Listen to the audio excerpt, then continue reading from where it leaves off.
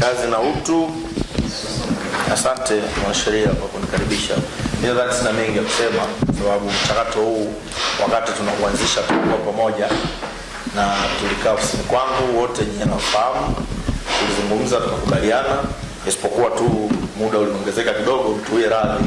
Najua utekelezaji wa mambo haya na nyinyi na mambo mengi, kwa hiyo tuwe radhi kwa hilo, lakini tumefikia hapa, tunaenda kusaini hati yetu ya makubaliano. Kwa hiyo nawashukuru sana kwa ushirikiano wenu, kwa mapenzi mema mlionayo katika halmashauri yenu ya wilaya ya Busokelo. Sisi hatuna cha kuwalipa zaidi ya kusema asante sana, kwa sababu huo ni uzalendo wa hali ya juu mnaotufanyia. Kwanza kwa kufika hapa, lakini pili kwa kukubali ardhi yenu itumike kama jukumu ya serikali. Lakini pia tunaomba ushirikiano wenu kutoka hapa mpaka mwisho wa zoezi hili.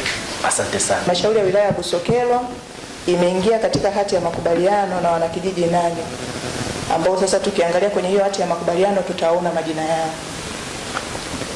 Kuhusu ulipaji wa fidia ya ardhi inayotarajiwa kutwaliwa kwa matumizi ya umma.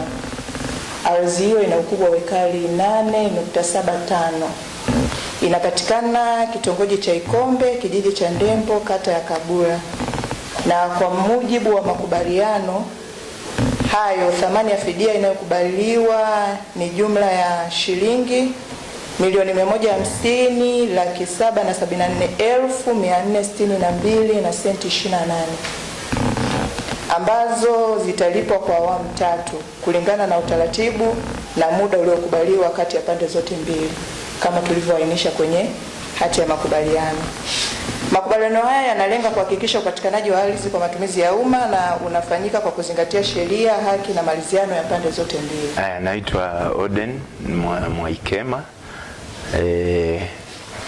Nimesimama kwa niaba ya wenzangu ambao ardhi zetu ziko kwenye mchakato wa kutwaliwa na halmashauri.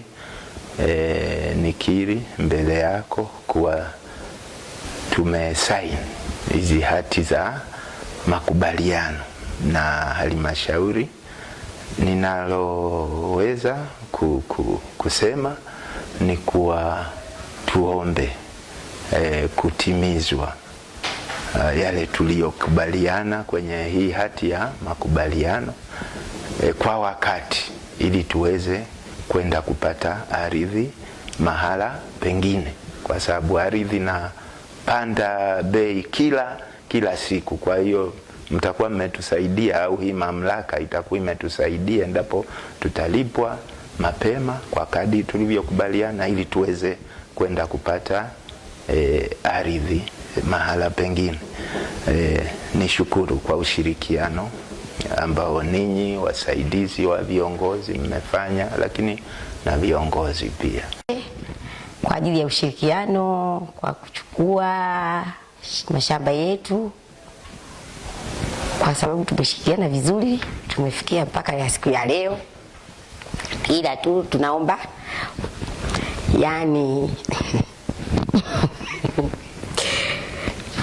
tunaomba ushirikiano wenu, mtusaidie inavyotakiwa.